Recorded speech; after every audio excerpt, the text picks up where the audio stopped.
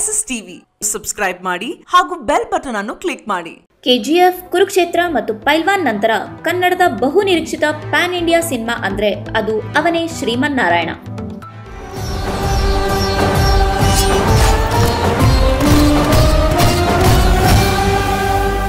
ಆವಾಗ ನಮ್ಮೊಳಗವನು ಜಾಗೃತನಾಗ್ತಾನೆ.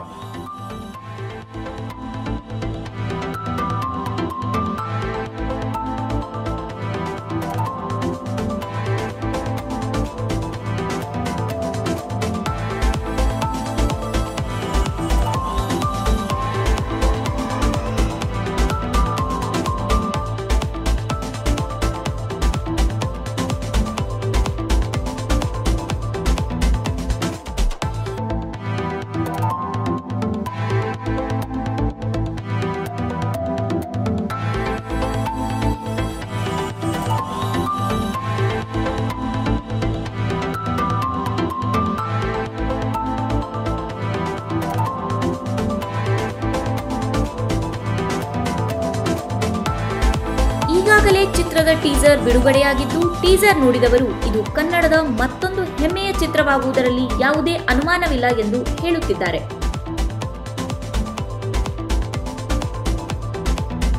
ನ್ಯಾಯ ನೀತಿ ಯಾವಾಗ ನೆಲೆ ಕಳ್ಕೊಳ್ಳುತ್ತೋ, ಜನರ ಕೂಗು ಯಾವಾಗ ಮುಗಿಲು ಮುಟ್ಟುತ್ತೋ, ಅಧರ್ಮದ ಬಾವುಟ ಯಾವಾಗ ಹಾರಾಡುತ್ತೋ, ನ್ಯಾಯ ನೀತಿ ಕಾಪಾಡೋಕೆ, ಧರ್ಮದ ಪತಾಕೆನ ಎತ್ತಿ ಹಿಡಿಯೋಕೆ ಆವಾಗ ಅವನು ಬಂದೇ ಬರ್ತಾನೆ.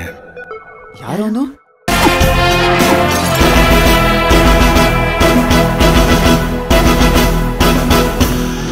ಕಿರಿಕ್ ಪಾರ್ಟಿಯ ನಂತರ 3 ವರ್ಷಗಳ ಬಳಿಕ ರಕ್ಷಿತ್ ಶೆಟ್ಟಿ ಮತ್ತು ತಂಡ ಇದೇ ಆಗಸ್ಟ್ನಲ್ಲಿ ತೆರೆಗೆ ಬರುವುದಾಗಿ ಹೇಳಿಕೊಂಡಿದ್ದರು.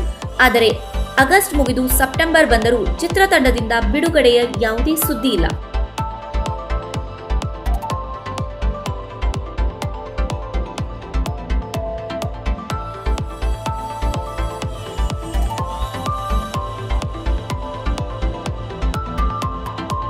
ಇದೀಗ ಅವನೇ ಶ್ರೀಮನ್ನಾರಾಯಣ ಚಿತ್ರದ ನಿರ್ಮಾಪಕ ಪುಷ್ಕರ್ ಎಕ್ಸ್ಕ್ಲೂಸಿವ್ ಆಗಿ ಶ್ರೀಮನ್ನಾರಾಯಣನ ದರ್ಶನಕ್ಕೆ ತಡವಾಗುತ್ತಿರುವುದಕ್ಕೆ ಕಾರಣ ನೀಡಿದ್ದಾರೆ.